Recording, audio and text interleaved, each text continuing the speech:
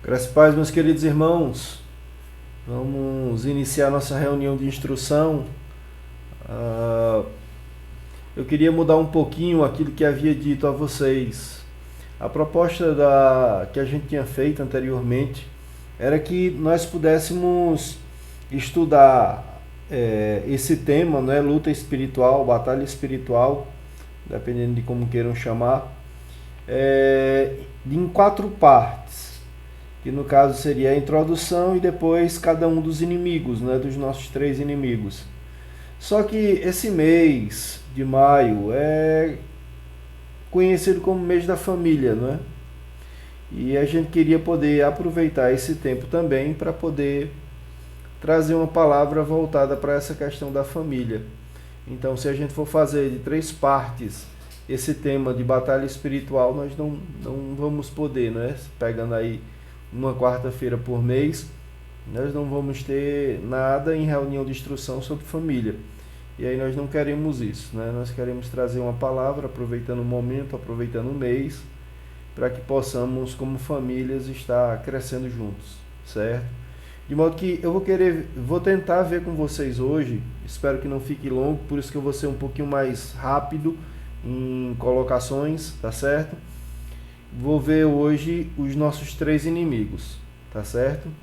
Então vamos aí para o nosso estudo. Vamos orar primeiro, pedindo a graça do Senhor sobre nossas vidas. Pai querido, Deus amado, sabemos que se o Teu Espírito de fato não falar aos nossos corações, todo e qualquer estudo, toda e qualquer mensagem, ela só atinge a superfície, Deus. Só derrete, ó Pai, a neve que está em cima, mas por dentro não há mudança. Por isso queremos pedir o Teu Santo Espírito, a iluminação do Teu Santo Espírito, para que possamos compreender a Tua palavra e também colocá-la em prática. Que esse tema, ó Deus, sirva para nos advertir, para que possamos conhecer, ó Deus, os nossos inimigos, para que possamos batalhar de uma maneira muito mais efetiva, Deus, essa batalha que travamos todos os dias contra nós mesmos, contra o mundo e também contra Satanás. Seja conosco e nos abençoa, Deus, é o que nós te pedimos em nome de Jesus. Amém. Vamos aí, meus queridos irmãos, passando. Utilizar aqui o... Veja, o que a gente viu anteriormente? Tivemos uma introdução e aí nós vimos, pelo menos rapidamente, os 3 inimigos, né? O mundo, o diabo, a nossa própria carne. Falamos, né, 10 princípios para vencer a batalha espiritual, foi só uma pinceladazinha. Falamos também sobre a compreensão que precisamos ter, né, da luta espiritual, os conceitos certos, né, tendo em vista que esse tema, batalha espiritual, é tão controverso dependendo da fonte que você utilize, né, ou não vou entrar em detalhes não, da fonte, certo? Veja, nossos 3 inimigos, o texto de Efésios 2, versículos de 1 a 3, nos mostram aí os nossos 3 inimigos, certo? Vamos dar uma olhada. Diz assim: Ele vos deu vida, estando vós mortos nos vossos delitos e pecados, os quais andastes outrora, veja o primeiro inimigo, segundo o curso deste mundo, o mundo, segundo o príncipe da potestade do ar, veja, Satanás, não é? Do Espírito que agora atua nos filhos da desobediência, entre os quais também todos nós andamos outrora, veja o terceiro inimigo, segundo as inclinações da nossa carne, fazendo a vontade da carne e dos pensamentos, e éramos por natureza filhos da ira, como também os demais. Né? Texto muito forte esse de Efésios 2, de 1 a 13, que nos mostra, né, o mundo, o diabo e também a nossa carne, todos 3 agindo contra nós, certo? Veja, a importância aqui da gente poder perceber algumas coisas. Primeiro, nossa natureza pecaminosa muitas vezes é chamada nas escrituras de carne, outras vezes é chamado também de coração, né? Coração pecaminoso, o centro da vontade, do intelecto, da emoção. A Bíblia chama isso de coração, esse centro, né, de controle pecaminoso, que é a nossa natureza caída, certo? Veja, eu queria ver com vocês alguns textos que nos mostram essa questão das escrituras, né, como eles veem nesse aspecto, né, carne, porque tem vários sentidos, mas nesse sentido de natureza caída, vários textos mostram isso, às vezes falando de carne, às vezes de coração.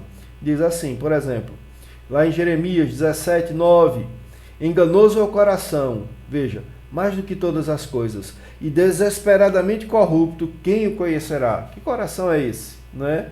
Tão terrível, tão enganoso, né?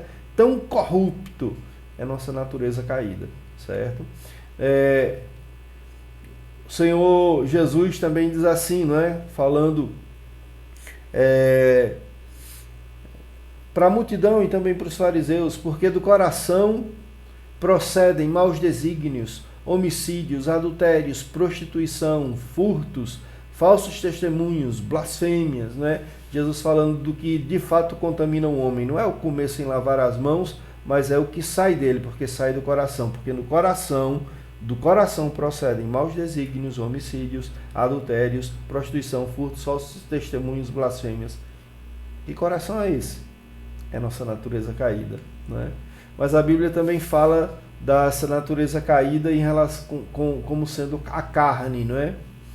Jesus diz assim: vigiai e orai para que não entreis em tentação. O espírito, na verdade, está pronto, mas a carne, a natureza caída, né? A nossa carne é fraca. Jesus diz assim, Marcos 14, 38. Aí nós temos a palavra de Paulo lá em Romanos 7, 5. Porque quando vivíamos segundo a carne, veja, segundo a natureza caída, as paixões pecaminosas postas em realce pela lei operavam em nossos membros, a fim de frutificarem para a morte, não é? Quando nós vivíamos segundo a carne, essa natureza caída. Agora a gente vive segundo o Espírito de Deus, mas a carne ainda está presente, não é? Ainda está presente. Ela só não nos domina mais, né? A gente não é mais escravo do pecado.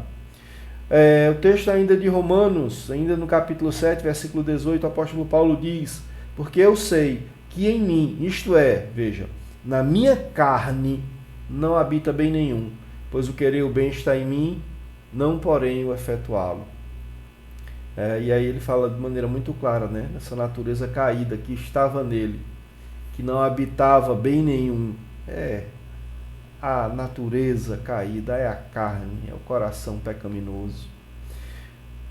Gálatas 5, versículo 17, o apóstolo Paulo ainda nos diz: porque a carne milita contra o espírito contra a carne, porque são opostos entre si, para que não façais o que porventura seja do vosso querer. A carne milita, luta contra o espírito, né? Dentro disso que nós estamos conversando de luta, batalha espiritual, né? Essa luta que travamos todos os dias. Mas temos aí, veja, é uma pergunta retórica, né? Qual é o nosso pior inimigo? Se você é presbiteriano, né? Porque às vezes outra denominação, se for outra denominação, pode ser que a resposta seja diferente, mas para nós presbiterianos é muito tranquilo, né? Saber que o nosso pior inimigo é a carne. A grande questão é saber por que a carne é o nosso pior inimigo, certo? E veja, a pergunta que nos ajudaria a perceber isso é: onde é que o pecado reside? Qual é a fonte do pecado sobre nossas vidas, certo? Veja, e aí eu queria ver um texto, né, bíblico que mostra onde o pecado reside, qual é a sua fonte, né? E é justamente o nosso coração, é a nossa carne. E dizia: o que sai do homem, isso é o que o contamina, porque de dentro do coração dos homens, aí está o meu grifo, né? É que procedem os maus desígnios, a prostituição, os furtos, os homicídios, os adultérios, a avareza, as malícias, o dolo, a lascívia, a inveja, a blasfêmia, a soberba, a loucura. Todos esses males vêm de dentro, né, do coração e contaminam o homem. Então, assim, nosso pior inimigo não é externo, não é o mundo, não é o diabo, na verdade somos nós mesmos. São os nossos desejos, é essa carne que muitas vezes deseja coisas que Deus não deseja pra gente, né? E ainda vou falar muito sobre isso. Sim, eu vou falar aqui na verdade. Veja, por que a carne é o nosso pior inimigo? Porque tanto o mundo quanto o diabo, eles trabalham para pressionar a nossa carne. o nosso desejo, né, nossa natureza caída, para a gente poder dar lugar a esses desejos pecaminosos, e aí, desobedecendo a palavra de Deus, desobedecemos a vontade de Deus para as nossas vidas. Né? O que o mundo e o diabo podem fazer, que são externos a nós, é pressionar-nos para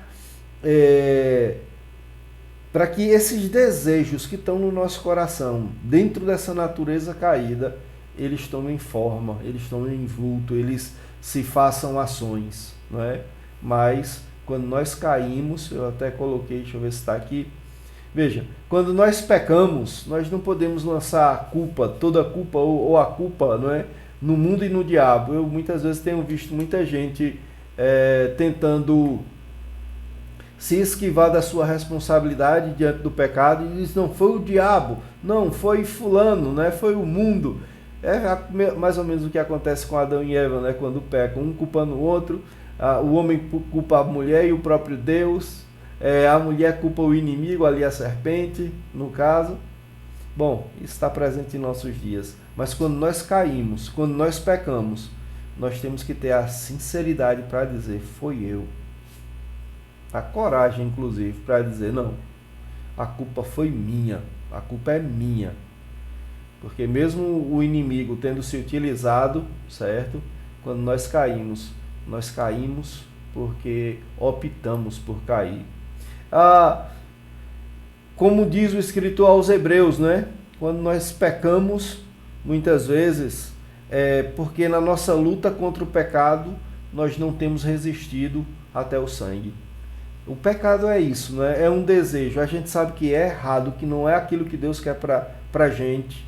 Mas é o que nossa natureza deseja, não é? Algo muitas vezes atrativo e que nossa carne pecaminosa deseja. E aí, como diz o escritor aos Hebreus, né, capítulo 12, verso 4, na nossa luta contra o pecado, contra os nossos desejos, contra a nossa carne, a gente não tem resistido até o sangue. Não é? Nós pecamos porque optamos, né? Desejamos aquilo dali e por conta disso nós caímos. Então, esse texto vai nos mostrar isso. O primeiro inimigo foi justamente a questão da carne, tá certo? Estou indo rapidozinho para a gente poder terminar os 3 hoje, para a gente poder, na próxima quarta, já trabalhar a questão da família, tá certo? Então, o primeiro inimigo, a carne, certo? Nosso pior inimigo. Mas não temos somente esse inimigo, temos um outro inimigo, e é o mundo, né?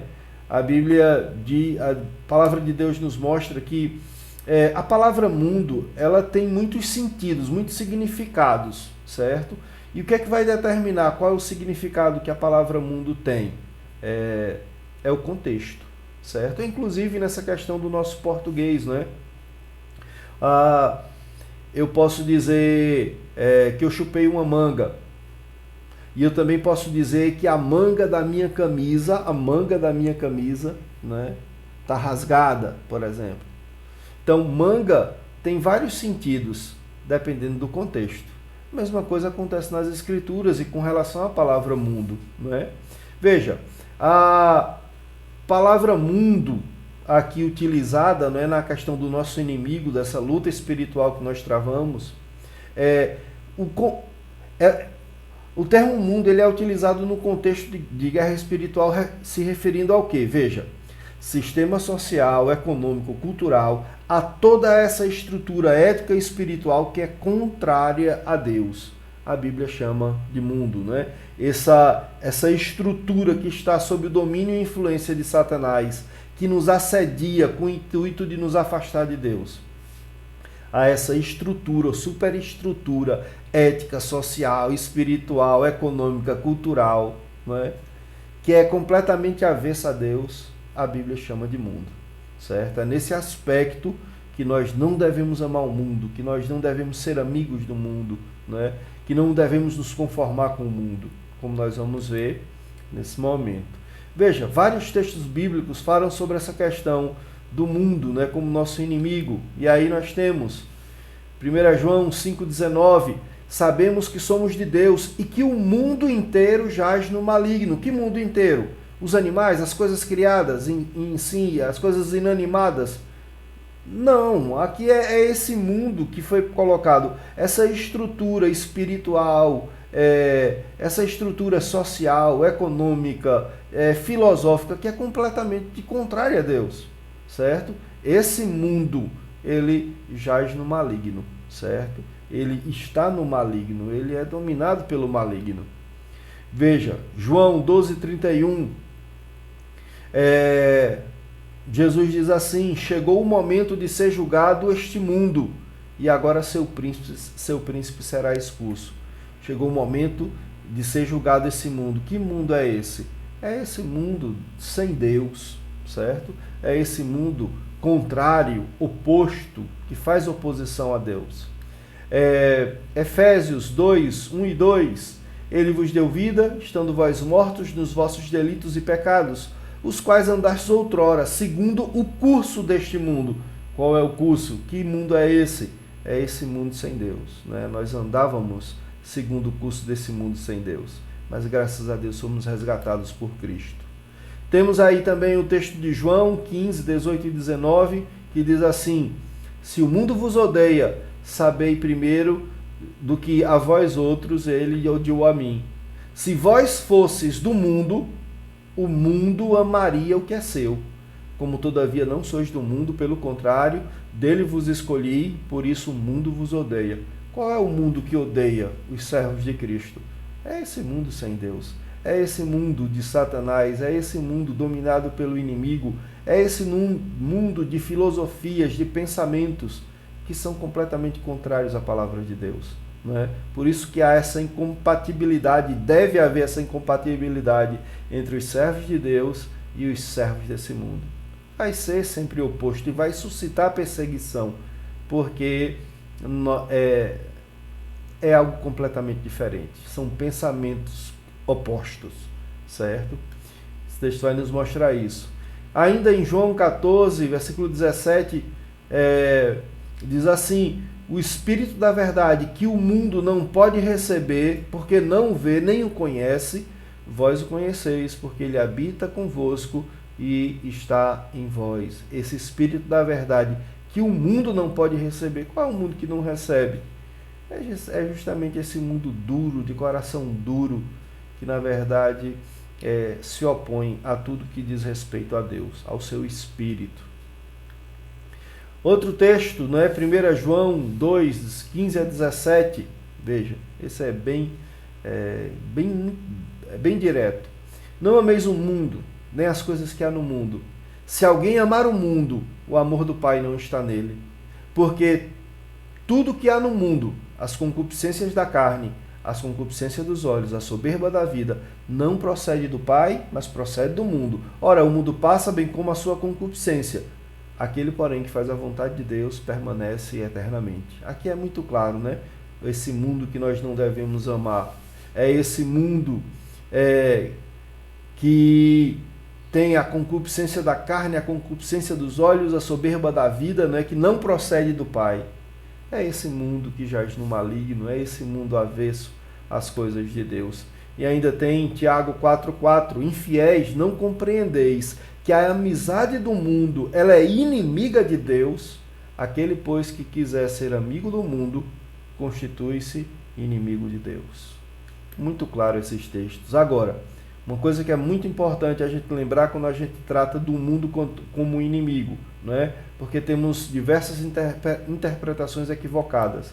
Veja, o mundo ao qual Deus condena, é o mundo no sentido das suas corrupções e pecados, valores e procedimentos contrários à palavra, certo? Não é todo mundo, não é o mundo das coisas criadas. Nós estamos no mundo, certo?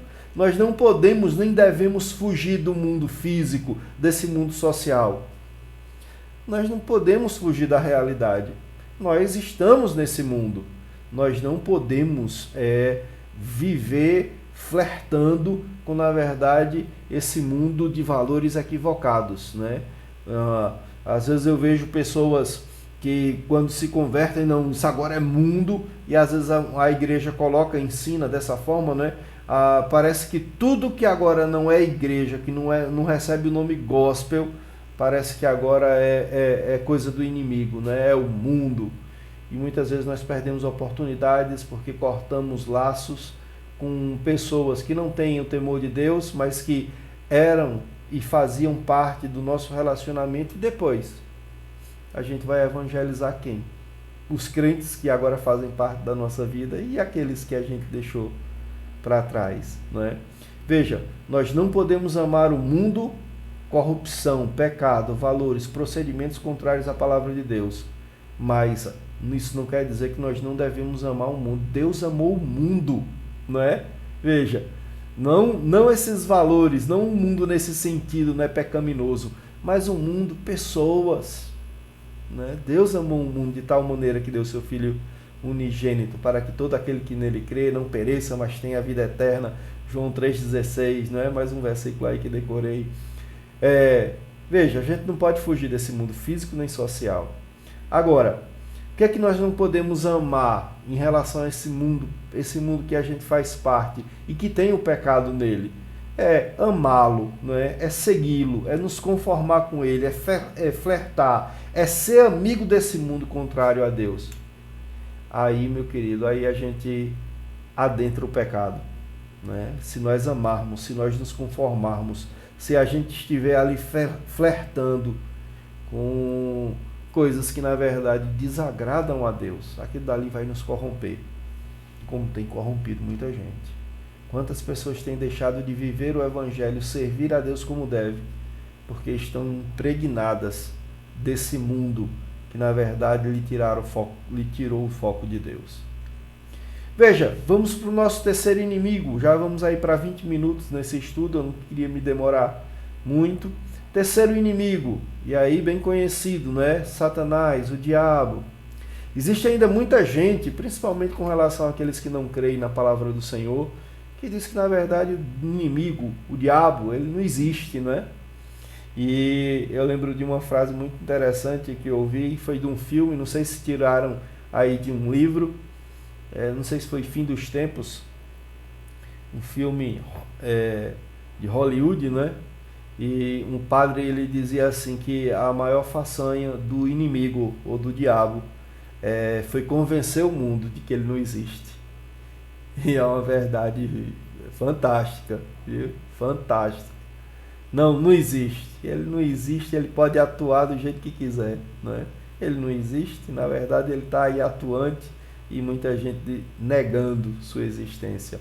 Mas o texto bíblico que eu queria ver com vocês é Apocalipse 12, 7 a 12. Veja, que diz assim: Houve peleja no céu, Miguel e seus anjos pelejaram contra o dragão. Também pelejaram o dragão e seus anjos, todavia não prevaleceram.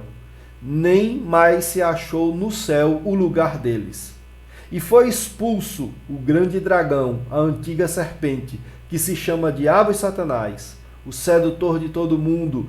Sim, foi atirado para a terra e com ele os seus anjos. Então ouvi grande voz do céu proclamando: Agora veio a salvação, o poder, o reino do nosso Deus e a autoridade do seu Cristo, pois foi expulso o acusador de nossos irmãos, o mesmo que os acusa de dia e de noite diante do nosso Deus. Eles, pois, o venceram por causa do sangue do Cordeiro e por causa da palavra do testemunho que deram. E mesmo em face à morte, não amaram a própria vida. Por isso festejai, ó céus, e vós, os que neles habitais. Ai da terra e do mar, pois o diabo desceu até vós, cheio de grande cólera, sabendo que pouco tempo lhe resta. É por isso que ele está tão enfurecido e tenta destruir de todas as formas a criação e a coroa da criação, que é o ser humano. Ele sabe que essa batalha já foi perdida, Cristo na verdade já o venceu, na verdade seu fim já foi projetado desde quando foi precipitado dos céus, quando a soberba do seu coração, a cobiça, ele quis ser tão grande quanto Deus. O texto de Ezequiel, o texto de Isaías nos dão mais informações, mas não é a proposta aqui fazer um estudo aprofundado sobre a questão do inimigo, certo? É simplesmente perceber que ele é nosso adversário, que ele é nosso inimigo. Interessante da gente poder ver, veja, o termo diabo, diabolos, né, do grego, significa o quê? Acusador. Satanás significa adversário, opositor. E aí o inimigo ele tem diversos outros nomes, né? É identificado de diversas outras formas. Ele é chamado de tentador, quando ele tenta o Senhor Jesus Cristo. Ele é chamado de Beuzebu, é chamado de inimigo, maligno, Belial, adversário, enganador, grande dragão, pai da mentira, homicida, pecador. Todos esses são nomes dados ali ao inimigo, ao nosso adversário. E como nós vimos no texto anterior, o diabo é um anjo caído. Era um ser celestial, né, que servia ali ao Senhor, e nós não sabemos bem, porque aí se aprofundar demais naquilo que a Bíblia não fala, né, a gente tem ali alguns indícios que a soberba ali de Lúcifer, né, de Satanás, fez com que ele caísse, ele fosse precipitado ali dos céus, né? E como disse o texto lá de Apocalipse, ele agora está entre a gente, enfurecido, sabendo que pouco tempo lhe resta. Mas era um anjo de Deus, né? Continua sendo um anjo caído, juntamente com seus anjos, né? Que na verdade agora são identificados como demônios. São anjos cuja proposta não é mais servir a Deus. E de uma certa forma né? Porque nada foge da mão soberana de Deus, mas não no sentido desses anjos que servem aos homens servindo a Deus, que servem a Deus, muitas vezes servindo também ao ser humano. A proposta desses anjos, tendo por base inclusive seu cabeça, é destruir, é fazer mal à criação e à coroa da criação, que somos nós. Veja, o diabo ele tem se empenhado, na verdade, na oposição a Deus e à obra de Cristo. A gente vê isso de maneira muito clara, né? Quando Satanás ele tem a ousadia de tentar o Cristo, o Filho de Deus, o Deus encarnado, né? A gente vê isso lá em Mateus capítulo 4, a gente se for falar, vai adentrar, toma tanto tempo, né? Que esse texto ali, o diabo, ele usa as escrituras para tentar a Cristo. Ele faz isso no momento mais difícil, né? Depois dos 40 dias, quando Jesus está exausto de fome, é quando ele chega, né? Muita coisa esse texto tem lá nos ensinar, mas esse texto nos mostra isso, né? A oposição que ele tenta fazer a Deus e a obra de Cristo, começando também ali na tentação do Senhor Jesus Cristo, na verdade começando no Éden, né? O pecado do homem e da mulher teve como instrumento, inclusive, o inimigo. Veja, a parábola do joio, né? Deus, o Senhor planta ali o trigo e de repente entre o trigo está o joio. Quem plantou? Na interpretação da parábola que Jesus faz, Jesus diz, quem plantou foi o diabo, né? Ele tem feito isso. E no pecado de Judas, né? O texto diz que Satanás entra em Judas para que Judas traísse e fizesse toda aquela miséria que fez na traição do Senhor Jesus Cristo, né? Traindo Jesus com um beijo, inclusive. Veja, um dos meios básicos usados por Satanás, né? Para quebrar a comunhão, afastar as pessoas de Deus, o engano. O apóstolo Paulo, texto muito conhecido, né? 2 Coríntios 11, 14 e 15, o apóstolo Paulo diz que Satanás ele se disfarça em anjo de luz e que os seus ministros se disfarçam em ministros de justiça. E muitas vezes a gente pensa que é de Deus, quando na verdade é o inimigo, no seu engano, certo? Tentando enganar muitos. Até a questão do Apocalipse, né? Nós estudamos há pouco tempo, não é? Quando vier o falso profeta, não é? E veja, a proposta é engano, certo? Ele vem por meio de engano. Isso é muito claro nas Escrituras. O engano também é mencionado lá em Apocalipse, né? 12, 19, Satanás, o sedutor das nações, aquele que engana as nações, que seduziu ali as nações. A Bíblia diz também, meus queridos irmãos, que Satanás, ele cegou o entendimento dos incrédulos para que não resplandecesse, né? Não resplandeça a luz do Evangelho da glória de Cristo. Tantas vezes Pessoas de coração duro são pessoas que, na verdade, estão sendo endurecidas, estão tendo seu entendimento obscurecido por Satanás. Ele cega de fato. Agora, a gente não pode culpar Satanás só, né? A gente sabe do coração duro do homem que muitas vezes não precisa nem do inimigo para fazer misérias e para negar a Cristo e o Evangelho de Cristo. Mas o inimigo tem feito isso, certo? Com certeza tem feito isso e a Bíblia nos mostra isso. A palavra do Senhor também nos mostra que ele se opõe aos cristãos e ao seu serviço, né? Os atrapalha. O texto de 1 Tessalonicenses 2,18, quando Paulo diz, olha, eu quis já ter ido a vocês, mas fui barrado, né? Satanás me impediu. Atrapalha o serviço. A proposta dele é essa, né? É jogar terra naquilo que leva as pessoas para mais perto de Deus, né? Fez isso com o apóstolo Paulo, inclusive por meio de doença física, né? O espinho na carne lá de 2 Coríntios 12:7 do apóstolo Paulo, mensageiro de Satanás que veio para me esbofetear a fim de que não me ensoberbecesse, vinha da parte do inimigo, com a permissão de Deus, é claro, né? Porque sem a permissão de Deus o inimigo não pode fazer nada.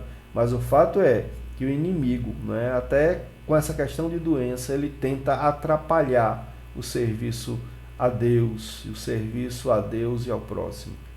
Veja, aprendemos também que, apesar do poder que o inimigo tem, esse poder é limitado, ele não é ilimitado, ele é limitado, certo? Em vários aspectos, inclusive na questão do tempo, né?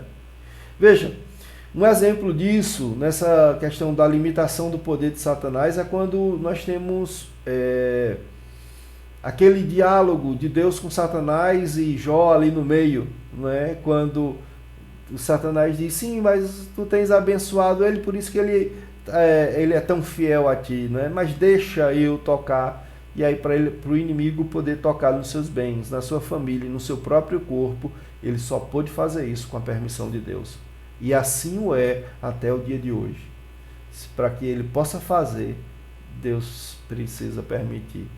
Ele só tem poder até onde Deus tem dado, não é? Aqui não vou adentrar nos detalhes, porque é muito tempo para a gente explicar outras coisas, mas isso aqui já basta para a gente poder entender.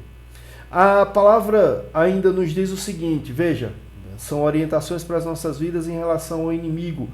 A Bíblia diz lá em Efésios 4:27, o apóstolo Paulo diz que nós não podemos dar lugar ao diabo. Ou seja, a gente não pode dar brecha para que ele entre, né, e haja contra as nossas vidas. Porque às vezes só se espera essa brechinha, né? A Bíblia diz, como nós vamos ver, que ele está ali como um leão, rugindo, buscando a quem devorar. Se você der brecha, meu querido, ele vai entrar e o estrago vai ser grande. Por quê? Porque você deu lugar. E nós precisamos ter cuidado com isso, não à toa. A palavra nos instrui, não dês lugar ao diabo. A palavra também nos diz lá em Tiago 4:7, que nós precisamos resistir a ele, nos sujeitando a Deus, né? Sujeitai-vos, portanto, a Deus e resistir ao diabo e ele fugirá de vós, né? A palavra do Senhor nos diz isso. A gente não pode menosprezar, brincar. Eu tenho visto às vezes muita gente brincando com o inimigo. Você está brincando com quem não pode, certo? Porque a própria palavra de Deus nos mostra que o próprio arcanjo Miguel, ele não ousou ali falar palavras, né, contra Satanás. Ele disse simplesmente, o Senhor te repreenda, certo? Veja, a gente não pode menosprezar, mas também não pode supervalorizar. Eu tenho visto também isso acontecendo nos nossos dias. Qualquer coisa que acontece é o inimigo. Eu acho que ele está gostando disso, né? Porque muitas vezes não faz nada e todo mundo bota na conta dele, não é? Não é bem assim, não é? A palavra do Senhor também nos mostra isso. Não é ver o inimigo em tudo, em todos os acontecimentos, porque na verdade ele não tem todo esse poder, não é? Ele, diferente de Deus, não é onipresente, não é onipotente, não é onisciente, certo? Mas muitas vezes acontece qualquer coisa, foi o inimigo, quando na verdade muitas vezes é a nossa própria carne, certo? Veja, a Bíblia diz, já falei, né, que ele anda em derredor como um leão, que ruge procurando alguém para devorar. Por isso, meu querido, fique atento. Porque além da sua carne, além do mundo, nós temos um leão que está aí, em derredor, como um leão, rugindo, né? Procurando alguém para devorar. Tome todo cuidado, meu querido. Veja, a palavra também nos mostra, e isso é maravilhoso, né, também da gente poder perceber, que maior é o que está em nós do que aquele que está no mundo. Nós temos Deus, nós temos o Espírito Santo de Deus, né? E por conta disso, né, temos autoridade, né, em parte sobre o inimigo, sobre o diabo e seus anjos, porque nós temos participado dos benefícios da pessoa e da obra de Cristo. Cristo está nos lugares celestiais e agora nós estamos nos lugares celestiais com Cristo. Então nós temos autoridade sim sobre potestades, sobre principados, né? Essa linguagem bíblica para falar desse mundo espiritual. Às vezes acontece, eu não sei se você já teve essa experiência, mas alguém que foi possesso. E a primeira coisa que acontece quando uma pessoa está assim, ou as pessoas acham que é possessão, né, demoníaca, bora chamar o pastor. Onde é que mora o pastor? Veja, não é só o pastor que tem autoridade. Todos nós que entregamos um dia nossas vidas a Cristo, nós temos autoridade. A grande questão, seja pastor ou não, é que nós não estamos vivendo em acordo, de acordo com o que Deus quer. E aí é como se perdêssemos essa autoridade, que não perdemos, porque ela não está em nós simplesmente, ela vem de Cristo, certo? Então, é assim, temos autoridade, porque Cristo nos conferiu isso. Então, vamos chamar o pastor? Vamos. Mas pode ser você também, meu querido. Tá certo? Você tem autoridade também.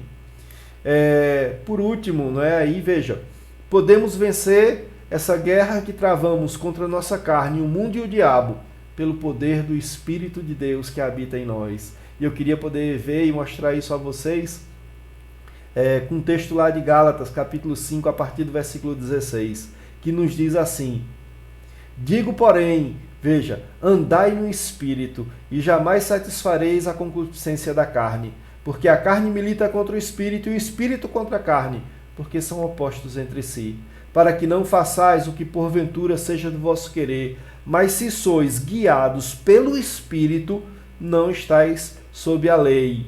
Ora, as obras da carne são conhecidas e são prostituição, impureza, lascívia, idolatria, feitiçarias, inimizades, porfias, ciúmes, iras, discórdias, dissensões, facções, invejas, bebedices, glutonarias e coisas semelhantes a estas, a respeito das quais eu vos declaro, como já outrora vos preveni, não herdarão o reino de Deus o que tais coisas praticam. E aí ele diz, mas o fruto do Espírito é amor, alegria, paz, longanimidade, benignidade, bondade, fidelidade, mansidão, domínio próprio. Contra estas coisas não há lei. E os que são de Cristo Jesus crucificaram a carne com as suas paixões e concupiscências. Se vivemos no Espírito, andemos também no Espírito. Aqui, meus queridos, está a chave para vencermos qualquer batalha e inimigo. Dependência da pessoa do Espírito Santo que habita em nossos corações. Vamos nos submeter à vontade do Senhor, vamos nos sujeitar a Deus, resistir ao inimigo, porque aquele que está em nós é maior do que aquele que está no mundo. Louvado seja Deus, se hoje nós podemos vencer a batalha espiritual, é porque Deus está em nós. Mas precisamos fazer uso, né? Como falamos logo no início, não sei se você lembra, da armadura, né? Que Paulo fala lá em Efésios. Precisamos tomar posse, precisamos, essa palavra não é muito boa, né? Já acende as orelhas, né? Porque parece que é muito pentecostal, mas é isso mesmo. É tomar posse das ferramentas, da armadura, né? Do escudo, da espada, dos sapatos, né? Ali, enfim, toda a armadura para que nós possamos estar firmes contra as ciladas do inimigo. Queria lembrar você, nós estamos em uma luta. Nós não estamos tipo em shopping, não estamos no playground, não é só divertimento. Não, meu querido, nós temos um inimigo que está como um leãozinho ali só esperando. Leãozinho não, leãozão. Esperando só o momento da brecha que a gente venha dar para ele entrar, para ele devorar, para ele fazer estrago, né? E nós não precisamos nem dele, nem do mundo, né? O mundo também que tem fascinado os nossos olhos, tem tirado tantas vezes os nossos olhos de Cristo, né? Nós não precisamos nem do mundo nem do diabo para fazer besteira. Basta a nossa própria carne. Por isso que nós precisamos ter tanto cuidado, porque o nosso pior inimigo está dentro de nós, né? Somos nós mesmos, são os nossos desejos, nossa carne caída, natureza caída, pecaminosa. E ela já é terrível. E ainda mais com o mundo e o diabo do nosso encalço, como nós precisamos ter cuidado. Por isso, queria deixar mais um versículo aqui para as nossas vidas. Na verdade, 2, certo? Quando o apóstolo Paulo ele diz assim: quem está em pé, cuide que não caia. E logo depois desse versículo, ele diz: e não vos sobreveio tentação que não fosse humana, mas Deus não permitirá que sejais tentado além das vossas forças, pelo contrário, juntamente com a tentação, vos proverá livramento de sorte que possais suportar. Veja, nunca vai vir uma tentação ou provação, a palavra é a mesma, só que traduzida em momentos diferentes como tentação ou provação. Nunca vai vir uma provação ou tentação além das nossas forças, além da vossa força. De modo que não tem essa coisa, não, mas era mais forte do que eu. Não. Deus nunca vai colocar algo maior do que você pode resistir. Certo? Nunca.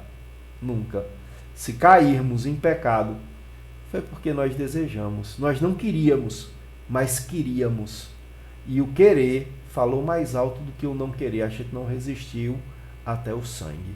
Certo? Por isso, meu querido, todo cuidado. Temos inimigos fortíssimos que lutam para nos derrubar. E quando nós caímos, só a graça de Deus para nos levantar. Por isso, esse estudo é tão importante. Tenha cuidado, porque não à toa Paulo vai dizer: quem está em pé, cuide que não caia. Que Deus te abençoe e eu espero que esse estudo tenha edificado sua vida. Próxima quarta, já vamos estudar sobre a família. Não é? Que Deus te abençoe, meu querido. Que Deus abençoe a Segunda Igreja Presbiteriana também, em São Bento do Una. Deus abençoe.